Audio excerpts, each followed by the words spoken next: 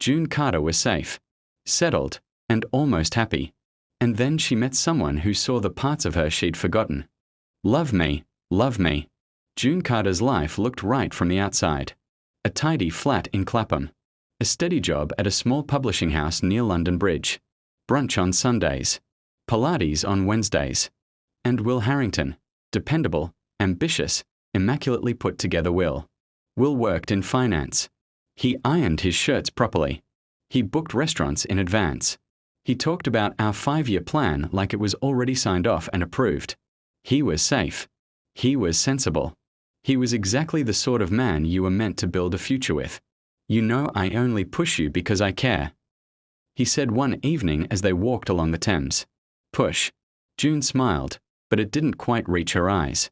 I don't need pushing, Will. I just want you to be the best version of yourself. That was the thing. Around Will, she always felt like a version. Not entirely herself, just the improved draft. James Walker turned up on a grey Tuesday morning. Temporary consultant. Unpolished.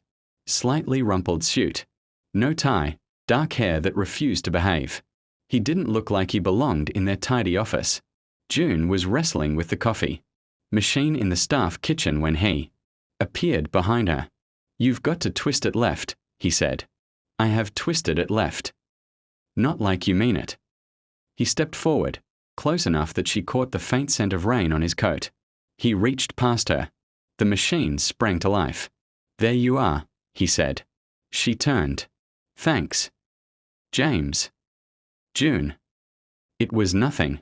A normal introduction. Except it wasn't. Over the next week, he kept appearing. In meetings. In the lift. Across the table at after-work drinks in Soho. He watched more than he spoke. And when he did speak, it was honest to the point of being mildly dangerous. You don't say much, he told her one evening. I do, when it matters. And does this matter? She held his gaze. You tell me. That was when it shifted. Not loudly. Not dramatically. Just a quiet awareness. At home. Will talked about interest rates and moving somewhere bigger. Maybe Richmond. Maybe Dulwich. June nodded at the right moments. But her mind drifted. One night she was working late. The office nearly empty. Rain streaking the windows. She dropped a stack of manuscripts. Papers scattered across the floor. James crouched to help. Their hands brushed. Neither of them moved straight away. You shouldn't look at me like that, she murmured. Like what?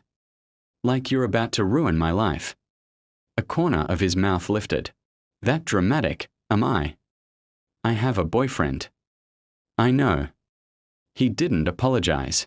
He didn't step back. He just looked at her as though she was something unfolding rather than something owned. And that, more than anything, unsettled her. Will noticed the distance almost immediately. You've been off, he said one evening in her flat. I've just been busy. With him. She stiffened. With who? Don't play games, June. I'm not playing anything. He stepped closer. Not aggressive. Just firm. I don't like the way he looks at you. And how exactly does he look at me? Like he's waiting. Waiting. June didn't answer. Because she knew it was true. The breaking point came at a birthday do in Shoreditch. Too much wine. Music too loud. Air too thick. June slipped outside for a bit of quiet. James followed. You're avoiding me, he said. I'm trying to do the right thing. And what's that? Not this.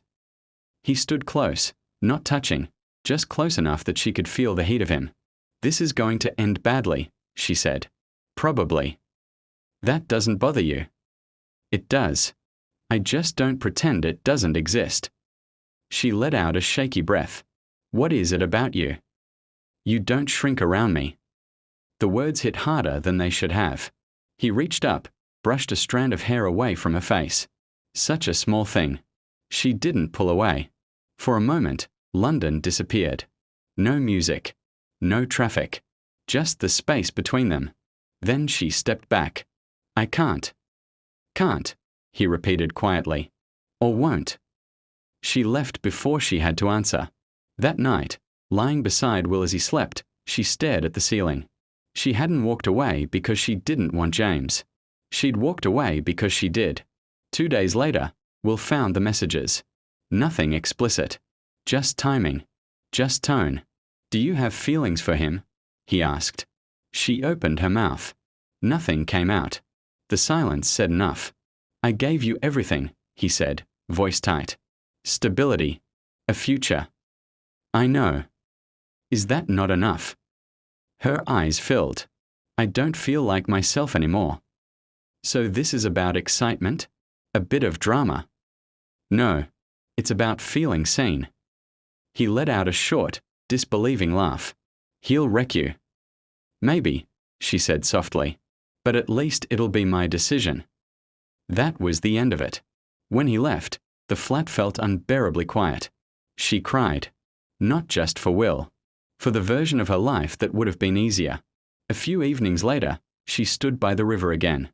The city glowing gold against the dark water. James approached slowly. "I heard," he said. She nodded. "I didn't leave him for you." "Good. I wouldn't want you to." A pause. "I'm not here to rescue you, June." "I don't need rescuing." "I know." That was the difference. No promises. No plans. No ownership. Just choice. "Are you sure?" he asked. For the first time, she said, "Yes." When he kissed her, it wasn't cinematic. It wasn't fireworks and violins. It was steady, certain, terrifying, and entirely hers. London carried on around them, buses roaring past, people laughing somewhere behind them, the city indifferent as ever. But for once, June wasn't choosing safe. She was choosing honest. And sometimes, that's far more dangerous. If you enjoyed this story, don't forget to like, subscribe, and leave a comment below. Make sure you subscribe for more emotional stories like this one. Hit the bell icon so you never miss an upload. What did you think of Sunny and When's ending? Tell me in the comments. Thanks for watching. See you in the next video.